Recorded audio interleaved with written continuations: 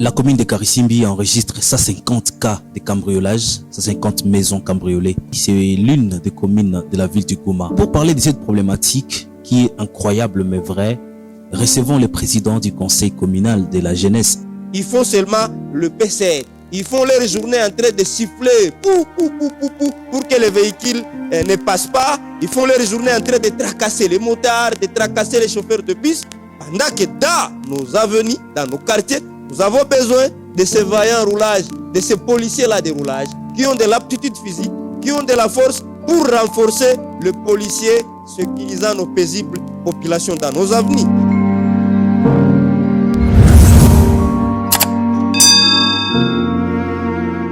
Comme vous le savez, la commune de Karisimbi, c'est une très grande commune de la ville de Goma, parce que la ville de Goma a seulement 2 communes. Et la seule commune de Karisimbi a à son sein 11 grands quartiers. Et chose qu'on est en train de fustiger, c'est de voir ces 11 grands quartiers de la commune de Karisimbi, presque tous ces 11-là, en train de parcourir un climat d'insécurité grandissante lié à 3 phénomènes. Et le premier phénomène serait ce phénomène-là de kidnapping animé et géré sous les regards impuissants de ceux-là qui sont censés sécuriser le paisible population et leurs biens. Et là, je suis en train de faire allusion au phénomène Alibaba, 40 voleurs qui bat ces derniers records.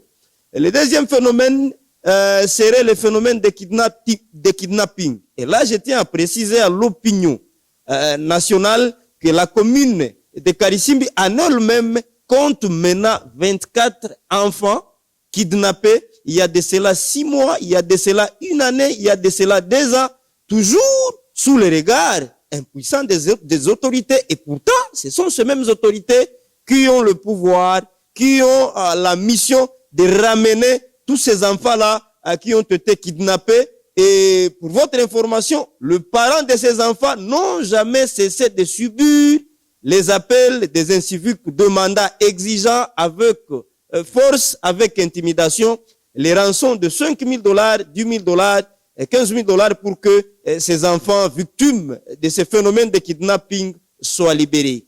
Le troisième phénomène qui met à mal le paisible citoyen en commune de Karisimbi serait le phénomène-là de tracasserie lieu ou orchestré par certains engins de services de sécurité.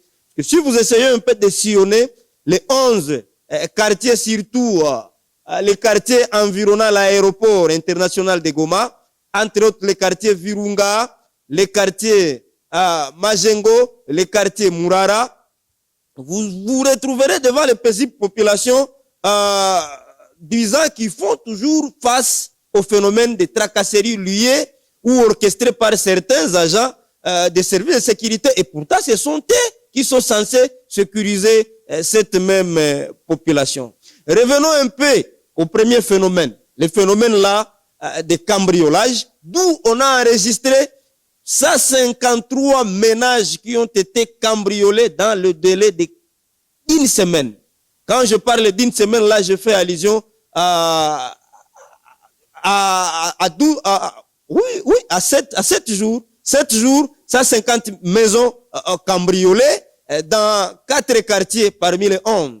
Il y a le quartier Mugunga qui enregistre au jour le jour les camps de cambriolage, le quartier Ndosho, le quartier Katoui, et le quartier Kasika, n'en parlons même pas. D'ailleurs, hier, au quartier Kasika, on a fusillé, les personnes inconnues ont fusillé 2 de nos paisibles citoyens. Premièrement, c'était dans l'avenue Bobozo. Aux environs de 19h, les inciviques ont fusillé l'un de nos jeunes et pour le moment, il reçoit les premiers soins à l'hôpital Sebekandosho. Au-delà de celui-là, dans l'avenue du Fleuve, un autre jeune a été fusillé. Donc, hier seulement, dans le quartier Kasika, 2 de nos jeunes ont été fusillés dans les environs de 19h, 20h. Et nous, quand on continue à faire face à de tels cambriolages, le phénomène Alibaba, 40 voleurs, 20, 30, 50 maisons, voilà, nous sommes à 150 maisons. Et pour votre information, l'année prochaine, on était à 356 maisons qui ont été cambriolées durant toute l'année. Mais nous, on est au mois de mars déjà 150 maisons sont déjà cambriolées. Posons-nous la question, à la fin de l'année, on sera à combien de ménages cambriolés par les inciviques? Et là, nous, en tant que responsables de la jeunesse en commune de Karisimbi, on ne cessera, et on ne cesse jamais de rappeler et de susciter les efforts, l'attention soutenue et concentrée de la part des autorités, voire même les services de sécurité qui ont la mission régalienne de sécuriser le paisible population et leurs biens. Essaye un peu de répertorier nos maisons dans les différents quartiers. Il n'y a plus de télévision, il n'y a plus de radio, il n'y a plus de machines à coudre, il n'y a plus de téléphone. L'argent, n'en parlons même pas. Parce que pour le moment, ils arrivent dans nos maisons, ils parviennent même à manger. Ils font même les opérations durant 1 heure, 2 heures minutes, pendant que la population crie au secours, et les secours n'arrivent pas.